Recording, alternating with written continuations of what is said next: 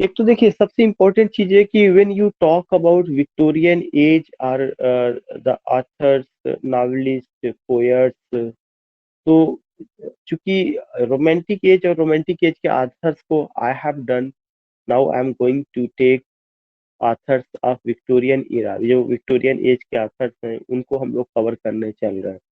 तो जो मुझे बताना है वो ये बताना है कि विक्टोरियन एज के ऑथर्स क्यों जरूरी है बात करना, कि केवल वो सिलेबस में है इसलिए, या और भी कुछ चीजें हैं। तो एक बहुत इंपॉर्टेंट चीज होता है कि जब कोई नया एज आता है तो हमें हमेशा मान के चलना चाहिए कि उसमें कुछ ना कुछ आइडियोलॉजिकल चेंजेस आए हैं, और आइडियोलॉजिकल चेंजेस के साथ साथ you find some changes in the field of culture. Ideological changes के अलावा कल्चर के भी फील्ड में कुछ चेंजेस देखने को मिलते हैं खास करके। तो इसीलिए अगर आप देखेंगे कि नाउ यू आर गेटिंग एक तो पूरा सेक्शन है कल्चरल स्टडीज कर, खासकर यूजीसी नेट में एक कल्चरल स्टडीज रखा गया। तो जो रोमांटिक एज का कल्चर रहा होगा वो विक्टोरियन एज का कल्चर नहीं रहा होगा। दोनों के कल्चर में भी आपको शिफ्टिंग देखने को मिलेगा।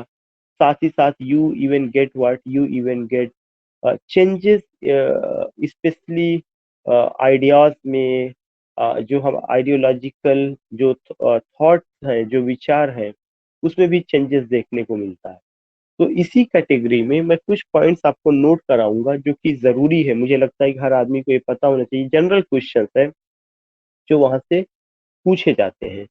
तो एक तो सबसे इम्पोर्टेंट चीज है कि जब आप विक्टोरियन एज की बात करते हैं तो विक्टोरियन एज की जो डेट है वो फ्रॉम 1837 टू 1901 है, जो हर आदमी को ध्यान में रखना चाहिए कि Victorian age it covers the period from 1837 to 1901।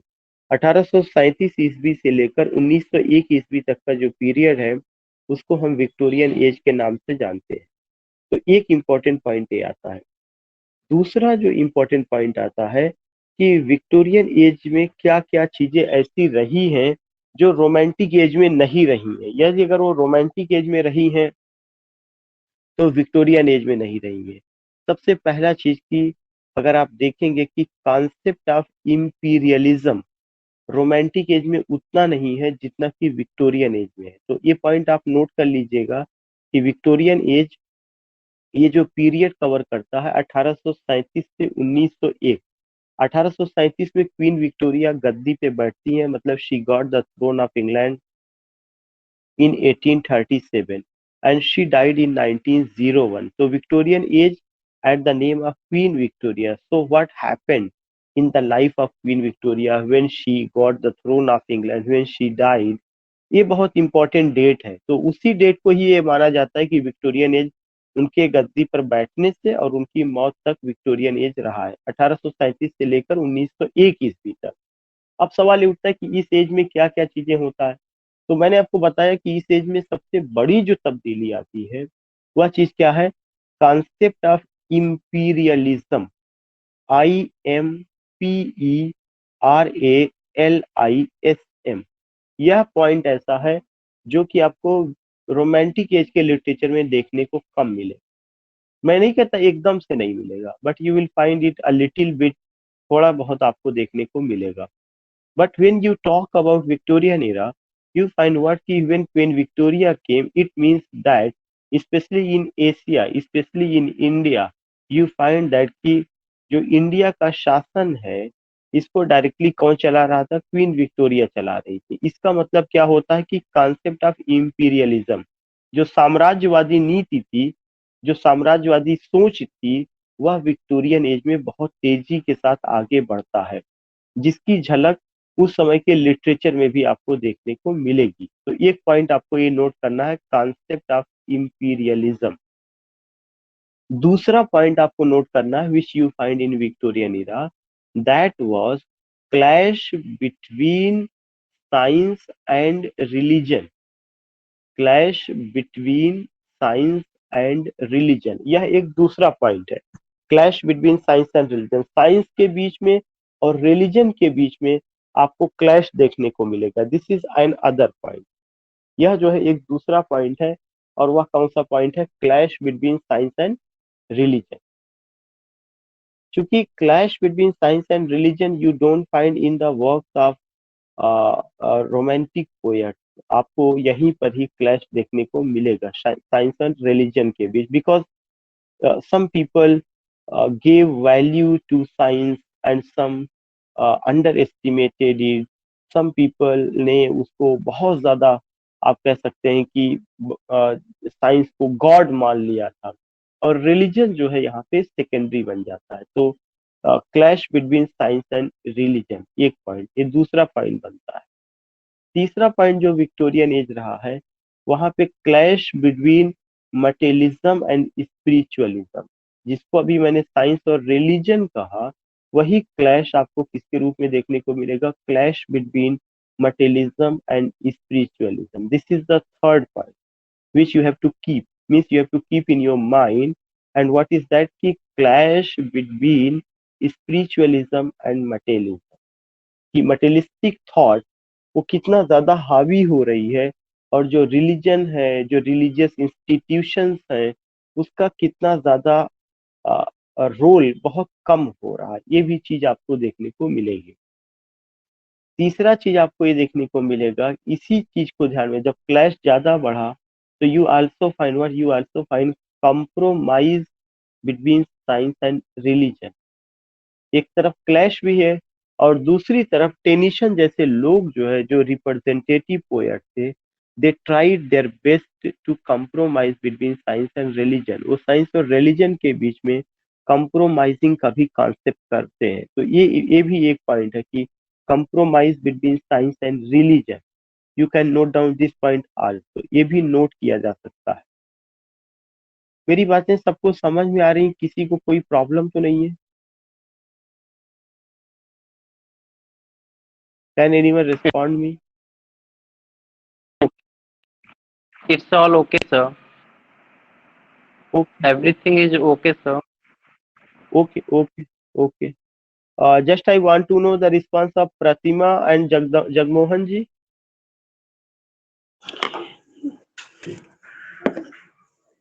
Hello. Pratima ji. Yes. No sir, कोई प्रॉब्लम नहीं है। अच्छा जगमोहन हाँ भाई, सर कोई ठीक, प्रॉब्लम नहीं है? नो ठीक है प्रॉब्लम ठीक सर, है नो ठीक। प्रॉब्लम। जो पॉइंट बताया जा रहा है वो सारे पॉइंट्स आपको केवल नोट करना है, फिर मैं आथर पर आऊंगा कि how do you find these points in the works of, in the literary works of Victorian era.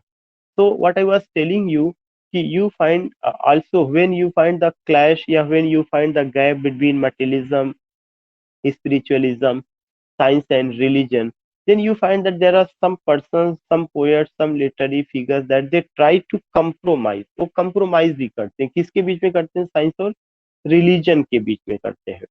But when you talk about overall कि what was the age, कि overall how the Victorian age was, या how you can understand, so outwardly it was the age of brightness, it was the age like you can say ki, like a diamond where there was shining brightness, something magnificent, alluring, इस तरह का चीजें नजर आता है। अगर आप देखेंगे कि जो विक्टोरियन एज था वो बाहर से देखने में बहुत अट्रैक्टिव नजर आता है, ऐसा लगता है कि कितना तेजी के साथ बदलाव हो रहा है, लोगों की लाइफ में कितना बदलाव हो रहा है, लोगों के जीवन में तब्दीलियां आ रही हैं, हर जगह खुशी ही खुशी है। All these things you see, but you see these things only outwardly.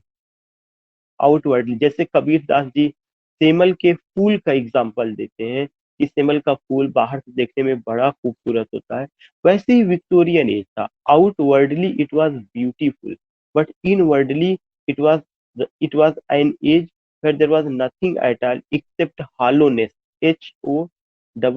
HOLLOWNESS, खोखला था, बाहर से चीजों को सजा करके पेश किया गया था। इसीलिए आप देखते हैं कि जिस पोएट को मैं सबसे पहले लूंगा, मैथ्यू अर्नोल्ड है। मैथ्यू अर्नोल्ड ने कहा कि Victorian age was the age of doubt, dispute and distraction. ये पॉइंट आप नोट कर लीजिएगा, कई बार ये पूछा जा चुका है कि ये बात किसने कही है। ये बात अर्नोल्ड ने कही कि Victorian age was the age of doubt, dispute and distraction. ये बात उन्होंने कहाँ पे कही है? अपनी पोयम मेमोरियल वर्सेस में उन्होंने कहा, in the poem memorial versus में, कि Victorian as was the age of doubt, dispute and distraction. कि विक्टोरियन एज के लोगों में आपस में जो है रिलेशनशिप को लेकर के लोगों में सर्टेनिटी नहीं थी. दे वर डाउटिंग अपॉन ईच अदर. और उनके बीच में जब डाउट था तो डाउट के साथ साथ डिस्प्यूट भी रहा है और डिस्ट्रैक्शन भी था. डाउट है, डिस्प्यूट है और साथ ही साथ क्या है, डिस्ट्रैक्शन है. डिस्ट्रैक्ट मतलब अलग होना. So you find what? You find doubt, you find dispute, and you find distraction. Next point which I would like to share with you या which I would like to tell you with you, वो चीज ये रहा है कि Victorian age में एक और बहुत इंपॉर्टेंट चीज आता है. वो चीज ये देखेंगे कि देर is a economic gap between the rich and the poor. Rich के बीच में और पुअर के बीच में बहुत ज्यादा इकोनॉमिक गैप नजर आता है. There is a gap between the owner of the factory and workers of the factory. Owner of the factory और वर्कर्स ऑफ द फैक्ट्री के बीच में आपको गैप नजर आएगा. These things you find. Again I would like to tell you कि in Victorian era you find what, in Victorian era you find gap. किसके बीच में आप गैप पाते हैं? You find gap between the owner of the factory and workers of the factory. In Victorian Ira you find the gap between the rich and the poor, between the rich and the poor.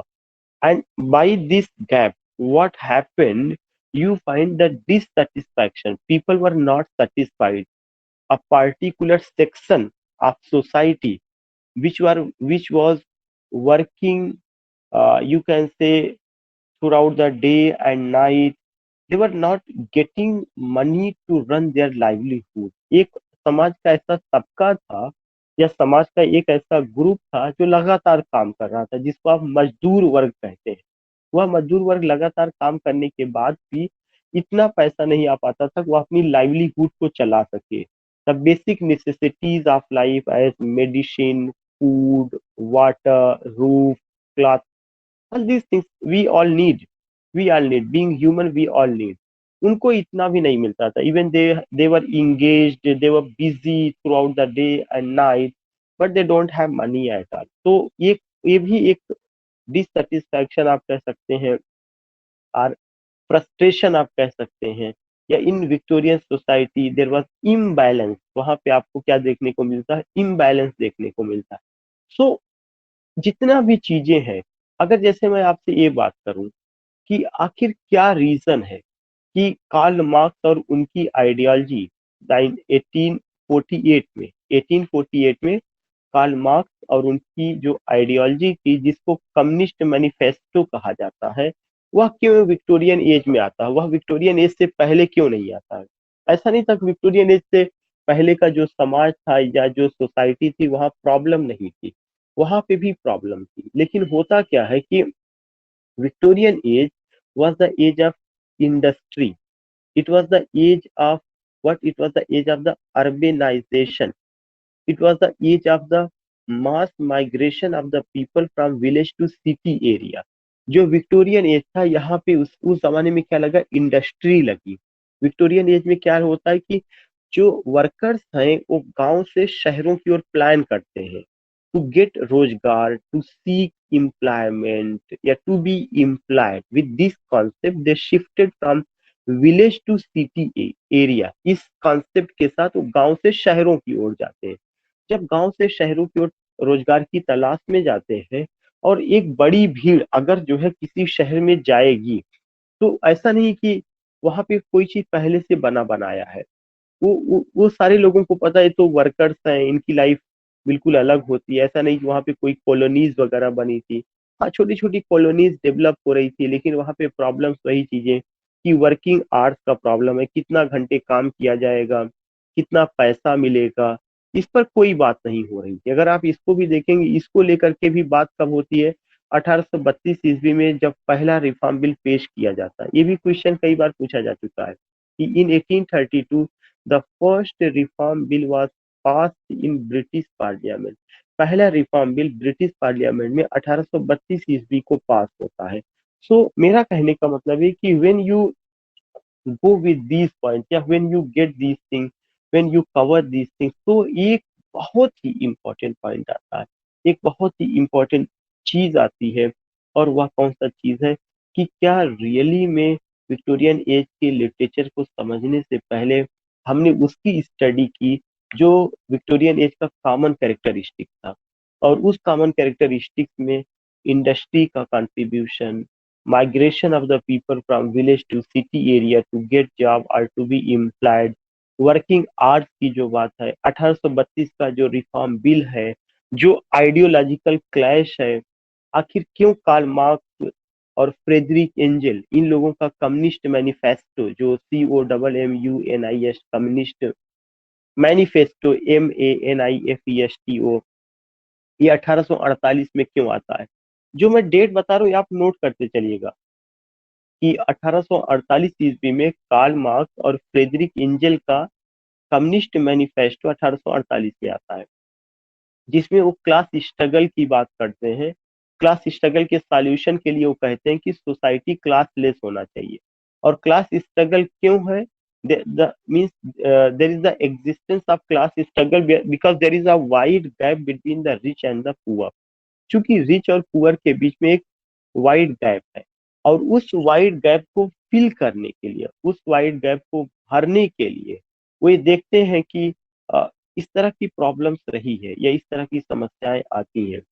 तो जो मैं बताना चाहता हूँ, जो मैं आपको समझाना चाहता हूँ, मेरा मकसद यही है कि you have to get the some general characteristic, some general points of Victorian era, कि क्यों इसको एज ऑफ डाउट, डिस्प्यूट और डिस्ट्रैक्शन कहा गया, क्यों यहाँ पर इकोनॉमिक गैप देखने को मिलता है, इंडस्ट्री के आने से फायदा हुआ या नुकसान हुआ, रिफॉर्म बिल की जरूरत क्यों पड़ी, ओरिजिन ऑफ स्पीसीज जो किताब है जो 1859 ईस्वी में पब्लिश होती है, और उसके राइटर हम सारे लोग जानते हैं कि किस तरह से उसमें थियरी ऑफ इवोल्यूशन दिया गया।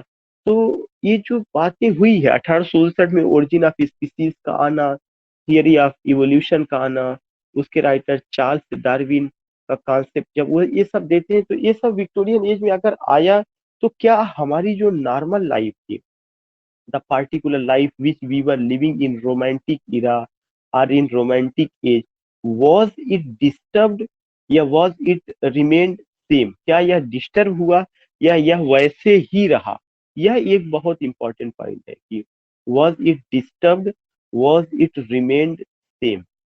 Again I would like to tell you, when you talk about romantic era, you find Wordsworth, you find Coleridge, you find something you can say John Keats, P.B. Shelley, you will come to know कि वहाँ पे वे लोग जो बात करते हैं, humanism की बात करते हैं, ह्यूमैनिटी की बात करते हैं, लव की बात करते हैं, ब्यूटी की बात करते हैं। कीट्स को तो जो है पोएट ऑफ ब्यूटी कहा ही गया, और उन सब की पोयम में सब्जेक्टिविटी है, पर्सनालिटी है, उनका एग्जिस्टेंस है।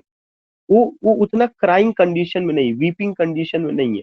इवन कीट्स जो है वो टू द वेस्ट विंड, वो टू नाइटिंगेल में कहीं कहीं पे क्राइंग करते हैं, लैमेंटिंग करते हैं कि नया प्यार परवान चढ़ने से पहले यहाँ पर समाप्त हो जाता है।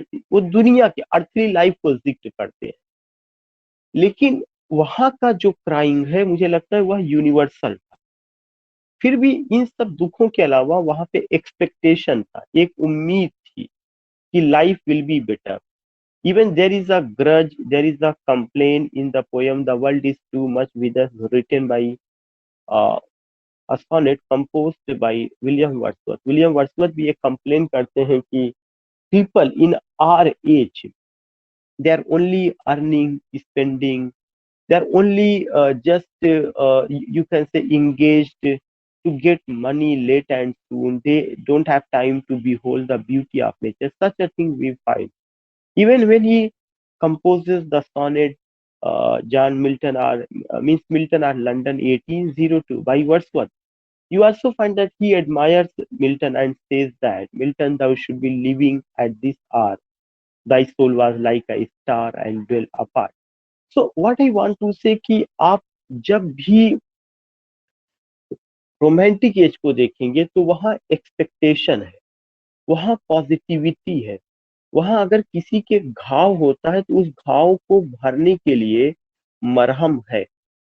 और वह मरहम कहाँ से मिलता है? किसी को ब्यूटी से मिला है, किसी को हीलिंग टच जो नेचर की दुनिया में वर्ड्सवर्थ का रिलेशनशिप विद नेचर वहां से मिला, कॉलरिज को ये चीज super natural concept of poetry में मिला, पीबी शेली को रिवोल्यूशनरी थॉट में मिला, और अगर आप देखेंगे गेटे को physician of the iron age कहा गया था, लॉर्ड बायरन भी उसी कैटेगरी में आते हैं। तो यू कम टू नो कि जो भी प्रॉब्लम्स थी उन सारी प्रॉब्लम्स को रोमांटिक एज के लोगों ने सॉल्व किया, they solve and they just told the way कि ये रास्ता गलत है, ये रास्ता सही, इस रास्ते पर चलेंगे तो यू विल गेट सुकून, you will get peace, you will get calm, you will get tranquillity.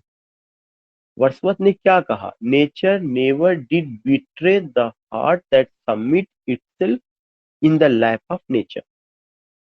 कि हमारे सफलता का मूल मंत्र यही है कि हमें अपने आप को नेचर में सबमिट कर देना है। उन्होंने वर्ड नहीं कहा डिपॉजिट कर देना है, डिपॉजिट अगर वर्ड होता तो कल निकाल लिया जाएगा, वो सेविंग अकाउंट का कॉन्सेप्ट हो जाएगा, वो मटेरियलिस्टिक वर्ड। सबमिशन की बात होती है, जब आप सबमिशन की बात करते हैं तो सबमिशन हमेशा ओपन हार्ट, ओपन माइंड से और ओपन सोल से होता है, वहां पे लॉजिक बहुत नहीं लगाई जाती है। तो वो ये कहते हैं कि nature never did betray the heart that submit itself. So again, I want to tell you कि do you find such a thing, या do you find such a concept, such a means concept in the poetry of Matthew Arnold, in the poetry of आप कह सकते हैं कि Tennyson, in the poetry of आपके Robert browning?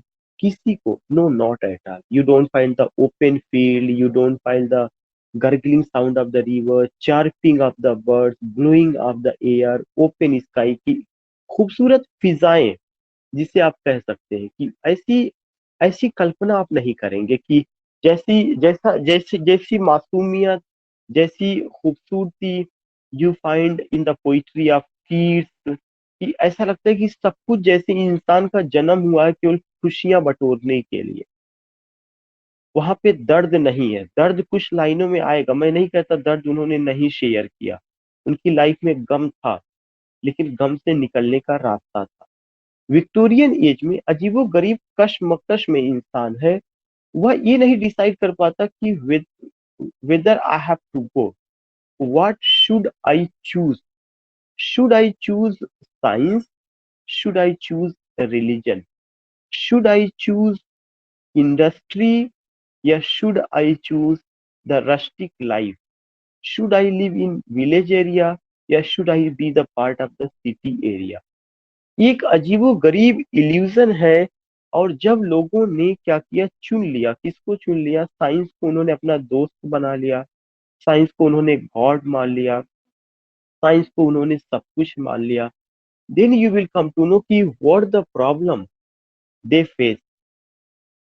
सबसे बड़ी problem they face की there is no certainty of life, instead of peace, calm, tranquility, balm, और यू कैन से कि मीन्स कोई भी ऐसा पॉजिटिव वर्ड जो कि सुकून से रिलेटेड हो, you don't find in the life of the Victorian people.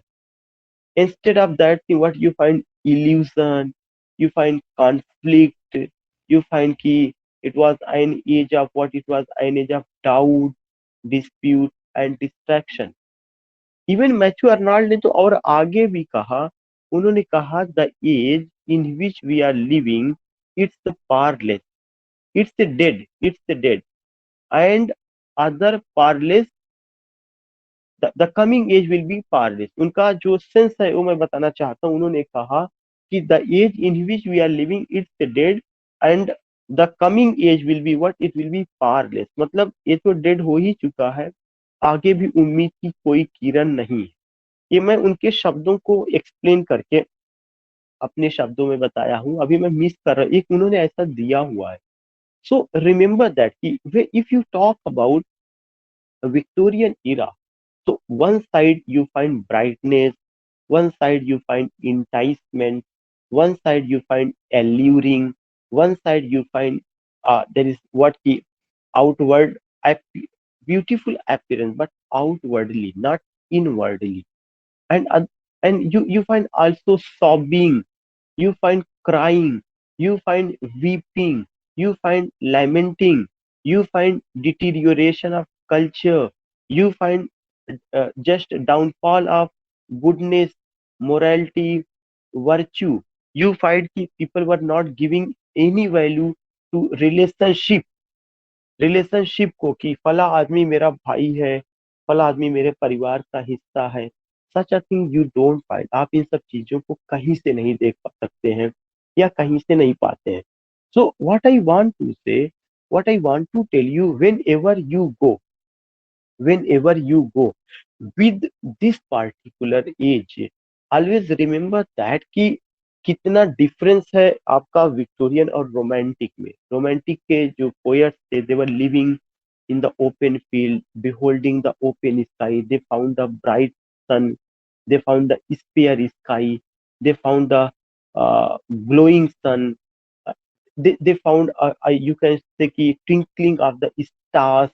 They found chirping of the birds, gurgling sound of the river, blowing of the air, and you also find कि healing touch, absolute, आप कह सकते हैं कि fountain head of peace, काम and tranquillity in the world of nature. Nature जो था वह उनके लिए सारी दुख और दर्द का इलाज था, ये वो पाते हैं। लेकिन जब आप विक्टोरियन एज के लोगों को देखते हैं तो ऐसा लगता है जैसे they don't have any option whether they will go. और जब उन्होंने जिस चीज को इम्पोर्टेंस दिया तो वह उनके लिए सुकून लाने की जगह उनकी यहाँ बर्बादी लाता है। और बर्बादी किसकी शक्ल में लाता है? Downfall of goodness, morality, virtue. They gave value to science instead of religion. Religious institutions were under estimated.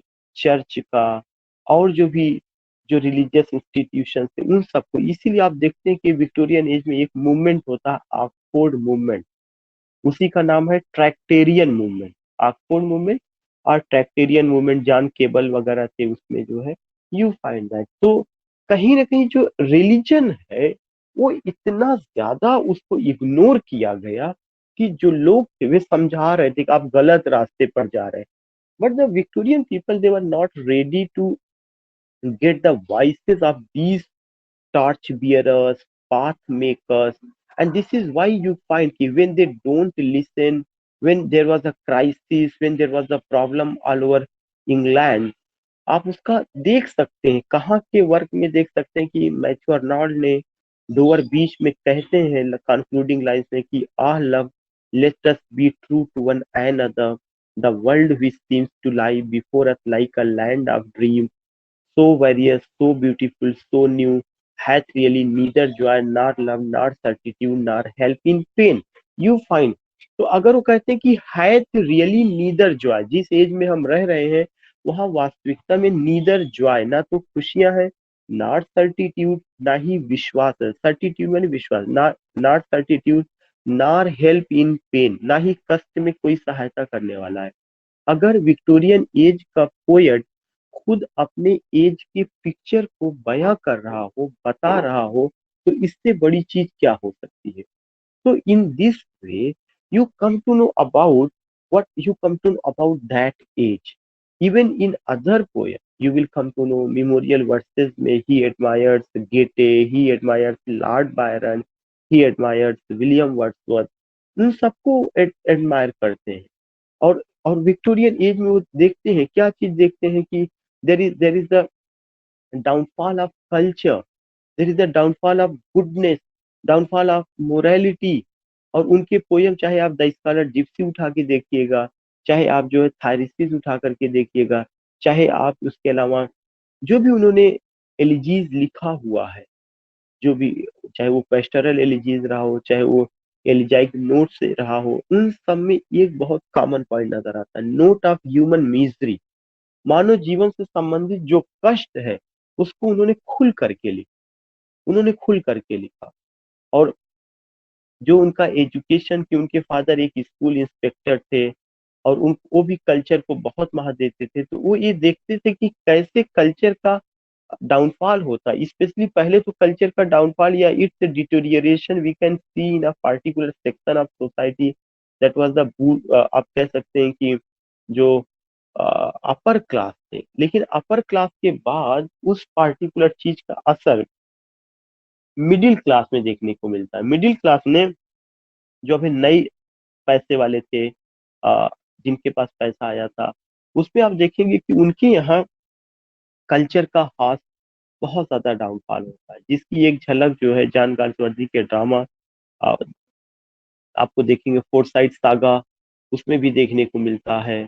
और भी बहुत सारे वर्क हैं, तो खासकर जॉन गाल्सवर्दी के, चाहे वो जस्टिस रहा हो, सिल्वर बाक्स रहा हो, जो problem of inequality, problem of injustice, problem of prostitution, poverty, वो सारी चीजें, मैं इतना इसलिए बता रहा हूँ कि जो साम्राज्यवादी नीति विक्टोरियन एज में अपनाई गई और दूसरे राष्ट्रों को जीता जा रहा था, उन्होंने कभी अपने राष्ट्र को ठीक करने की कोशिश नहीं की। और जिसका एक रिफ्लेक्शन आपको चार्ल्स डिकेंस के नावल में मिलेगा, चाहे आप ओलिवर ट्विस्ट उठा के देख लीजिएगा, चाहे आप डेविड कॉपरफील्ड उठा के देख लीजिएगा, कि कैसे पिक पॉकेटिंग होती, कैसे गैंग वार होता है, कैसे बोर्डिंग स्कूल में बच्चों को सताया जाता है, खाने तक की प्रॉपर व्यवस्था नहीं है, भ्रष्टाचार कैसे है। तो ये सब कब आपको देखने को मिलता है? विक्टोरियन एज के ही लिटरेचर में तो देखने को मिलता है। जो इंग्लिश पीपल, जो इंग्लैंड के लोग एक कहते थे कि the sun never sets in my kingdom, and I am there means in Asia, I am in Africa, to tell them what is culture, what is civilisation. अगर वे अपनी गिरेबा में झांक करके देखेंगे, अगर अपने लिटरेचर को सही से वो स्टडी करेंगे, they will come to know कि problems are found there, problems are found there. So in this way you can just understand कि जो विक्टोरियन एज है वह किन किन चीजों को लिया है। कार्ल मार्क्स का आना विक्टोरियन एज में एक नई समस्या को उभारना है। वह कौन सा समस्या थी? Class struggle, gap between the rich and the poor, inequal division of economy, inequal division of natural resources. और कार्ल मार्क्स कब आते हैं? 1848 में फ्रेडरिक जेम्सन और कार्ल मार्क्स ने लिखा कम्युनिस्ट मैनिफेस्टो, जिसमें उन्होंने किसकी बात की? जिसमें उन्होंने जो है आपका क्लास स्ट्रगल की बात की। चार्ल्स डार्विन का किताब ओरिजिन ऑफ स्पीसीज लिखना, यह रिलीजियस बिलीफ पर बड़ा अटैक था, और ये कि थियरी ऑफ इवोल्यूशन की वही सरवाइव कर पाएगा जो कि अपने आप को फिट रखेगा या एडेप्ट कर लेगा चीजों को, जो है जैसे अगर बड़ा बरगद का कोई पेड़ है, उसके नीचे छोटे पेड़ पनप नहीं पाएंगे, क्योंकि बरगद की छाया के आगे जो है छोटे पौधों को जो है धूप नहीं मिल पाएगी। तो ये हुआ कि वही लोग सोसाइटी में सरवाइव कर पाएंगे जो लोग सिस्टम के साथ चल रहे हैं। और सिस्टम क्या था? मटेरियलिज्म था। मटेरियलिज्म में क्या था कि यहाँ पे जो है कट थ्रोट कंपटीशन है, इस कट थ्रोट कंपटीशन का आप हिस्सा बनिए, जैसे और चीजें चल रही है, बी द पार्ट, तब आप उसका क्या करिएगा, वो चीजें हो जाएगी। और उसी कट थ्रोट कंपटीशन का ये हुआ कि आज इन्वायरमेंट की इतनी बड़ी प्रॉब्लम है। यू फाइंड कि इवन आज 5 जुलाई है और पश्चिमी यूपी में ड्रॉट का शक्ल, दिल्ली से लेकर पूरा पश्चिमी यूपी में यू फाइंड कि देयर इज नो बारिश एट ऑल, कोई बारिश नहीं। सो जो जो डिस्कशन का मुद्दा है कि विक्टोरियन एज में चाहे चार्ल्स डार्विन का आना हो, चाहे ओरिजिन ऑफ स्पीसीज का आना हो, चाहे ऑक्सफोर्ड या ट्रैक्टेरियन मूवमेंट, जो ऑक्सफोर्ड या ट्रैक्टेरियन मूवमेंट हुआ, उसमें भी जो है दोबारा जो रिलीजियस बिलीफ था, जो खासकर कैथोलिक रिलीजियस बिलीफ था रोमन कैथोलिक को, उसको मेंटेन करने की कोशिश की गई, जॉन केबल का और उनका बात करना आना।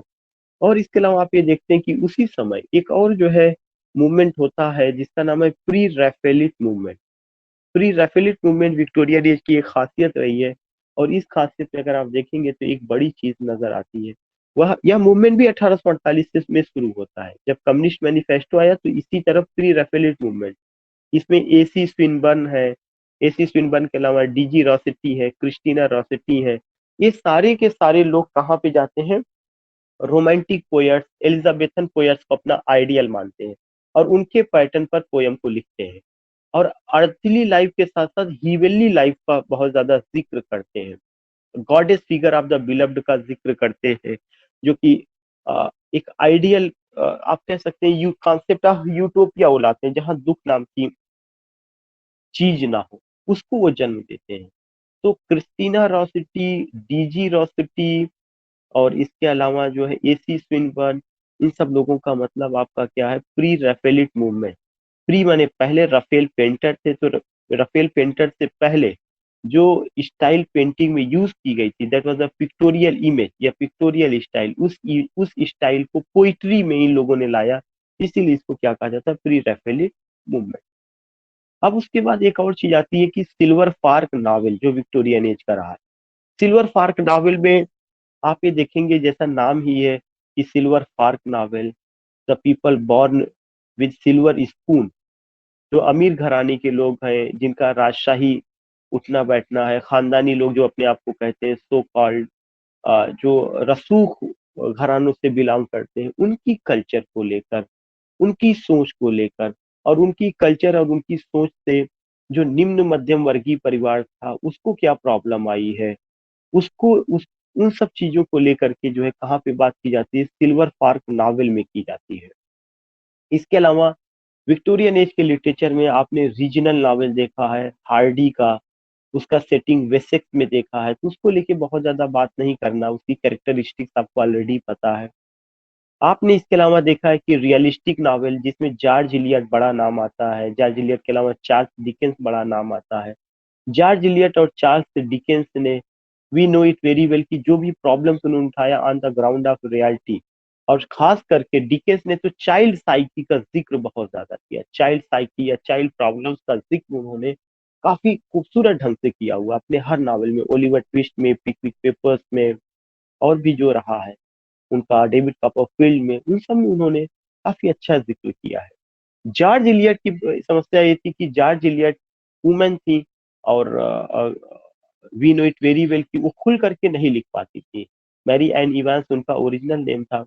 तो उन्होंने जो कुछ भी लिखा, एक निक नेम से लिखा, सूडोनिम से लिखा, और उन्होंने भी चाहे मिल ऑन द फ्लास रहा हो, और मिल ऑन द फ्लास के अलावा सिलास मैरिनर रहा हो, उन सब में जो है उन्होंने क्या किया है, उन्होंने प्रॉब्लम्स का वही जिक्र किया जो मिडिल क्लास का था, और बहुत अच्छे ढंग से उसको उन्होंने लाया, लोगों के सामने रखा। So you find in this way, regional novel है, रियलिस्टिक नावल है, और सर वाल्टर स्कॉट का जिक्र जरूर करना चाहिए हिस्टोरिकल नावल को लेकर के। तो जो विक्टोरियन इरा था, विक्टोरियन एज में नावल के फील्ड में आपको Walter Scott, historical novel, regional novel का मतलब हार्डी, रियलिस्टिक नावल या नावल ऑफ रिफॉर्मेशन जो हुआ था उससे चार्ल्स डिकेंस, जॉर्ज इलियट, और silver fork novel, Strachey, Lytton Strachey करके थे, उनका अपना जो है बुलवर लिटन स्ट्रेची ऐसे नाम करके था, इन लोगों का था। तो ये प्रॉब्लम्स नावल को लेकर के, जहाँ पे रियलिस्टिक ग्राउंड पर स्पेशली मिडिल क्लास की प्रॉब्लम्स को, और उन सब चीजों को लेकर के मटेरियलिस्टिक लाइफ का जो इम्पैक्ट है गांव में कैसे, खासकर अगर आप देखेंगे कि हार्डी का novel for from the madding crowd, तो उन्होंने शहरों से जो प्रॉब्लम है, शहरों से दूर जा करके गांव के में जो है उसका स्टडी किया, और वहां पे वो पाते हैं कि the problems which we see in in industrial life are in city are mega metropolitan cities, the same thing, the same cases, the same problems we find even in village area also. बाकी movement मैंने आपको बता दिया, movement में Oxford movement को ट्रैक्टेरियन movement कहा जाता है, जो रिलीजियस मूवमेंट था। प्री रफेलिट मूवमेंट पोइट्री से रिलेटेड है, जिसमें रफेल से पहले का जो पेंटिंग का स्टाइल था उसको लाया गया। मार्क्सिज्म का मैंने आपको बता दिया, कम्युनिस्ट मैनिफेस्टो 1848 का मैंने जिक्र कर दिया, और उसके अलावा चार्ल्स डार्विन का ओरिजिन ऑफ स्पीसीज का जिक्र मैंने किया। पोइट्री में आप देखते हैं कि अलग अलग आइडियोलॉजी नजर आती है। अगर अगर जो है आप ये देखते हैं कि टेनिशन अगर कंप्रोमाइज करते हैं बिटवीन साइंस एंड रिलीजन, क्योंकि he was the representative poet, he was the voice of his age, he was the voice of the people, he was the voice of the queen also. So you will come to know he tried his best to make the balance between science and religion. This is why it is said that he compromised between science and religion. अगर उन्होंने science और religion के बीच compromise किया है, तो दूसरी तरफ Arnold ने बिल्कुल कॉम्प्रोमाइज नहीं किया। वो खुल करके लिखते हैं और खुल करके विक्टोरियन एज की आलोचना करते हैं, और विक्टोरियन एज के पूरे सिस्टम पर अगर और कोई क्वेश्चन करता तो चार्ल्स डिकेंस अपनी नॉवेल में करते हैं। क्योंकि ये आप मान के चलिए, ये ह्यूमन नेचर है। अगर ह्यूमन नेचर है, अगर आदमी कहीं पर है, तो वह जगह आइडियल और परफेक्ट नहीं बन सकती। कॉन्सेप्ट ऑफ यूटोपिया कहीं पर भी आदमी की दुनिया में है ही नहीं। कॉन्सेप्ट ऑफ यूटोपिया केवल ईश्वर के ही हाथ में वही बना सकता है। और जब जो है एडम और ईव हीवन में रहते थे, तो वह तो यूटोपिया था, लेकिन वहां पर भी उन्होंने इसको डाइस्टोपिया में शैतान के बहकावे में आकर के किया।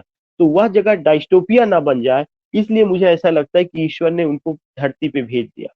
और उनकी जनरेशन आज भी उस चीज को लेके चलती है कि man is the mixture of good and bad element. इसीलिए कहा जाता है कि गलती करना इंसान का काम है, माफ करना ईश्वर का काम।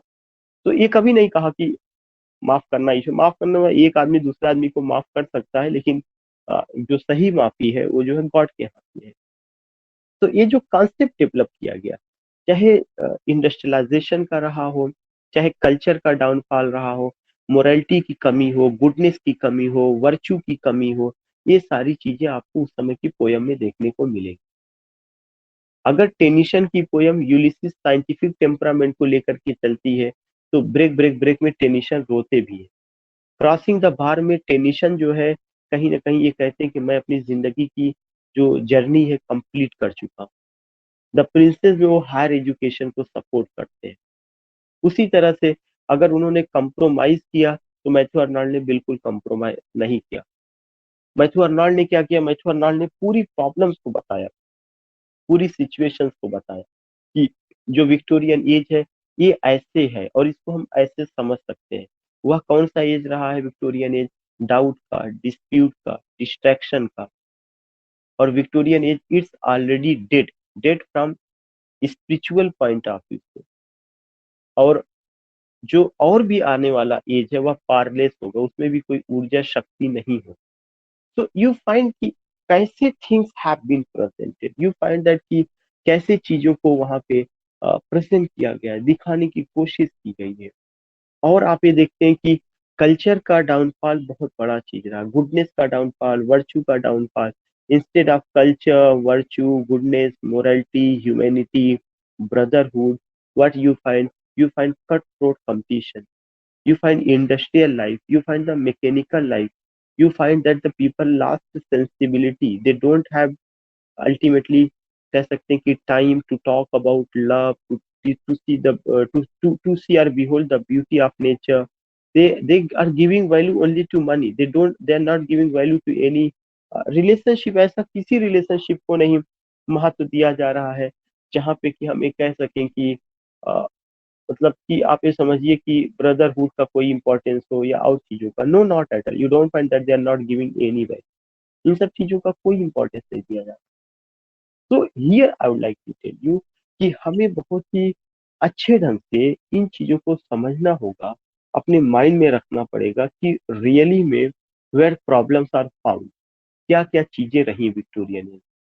अगर मैथ्यू अर्नाल्ड पिसिमिस्टिक है, टेनिसन ने कंप्रोमाइज किया बिटवीन साइंस एंड रिलीजन, तो दूसरी तरफ एक दूसरे पोएट आते हैं ब्राउनिंग, वो ऑप्टिमिस्टिक है।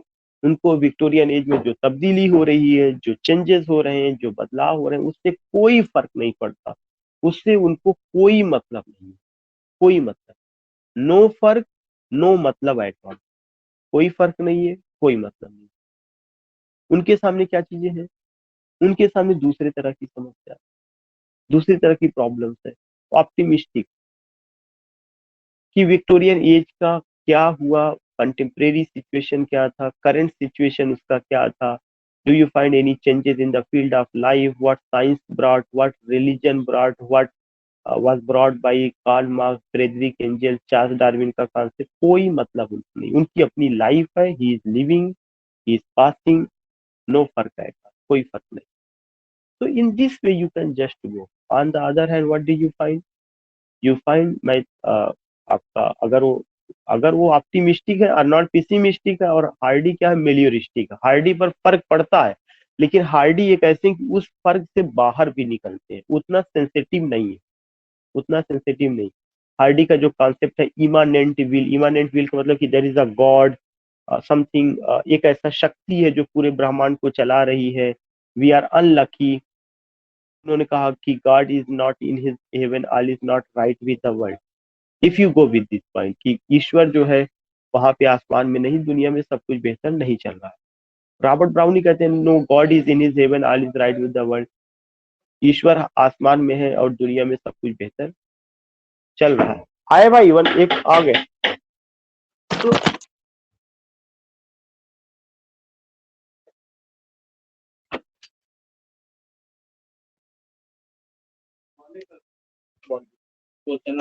तो यू फाइंड दीज थिंग्स कि ये सारी की सारी चीजें जो है क्या होता है कि आप वहां पे उसको देखते हैं या वहां पे उसको पाते हैं कि कैसे कैसे चीजें हैं कि on the one hand you find कि the people say that God doesn't exist, on the other hand you find God exists. In this way you will come to know. So today what I have taken only Victorian age and the characteristics of Victorian era.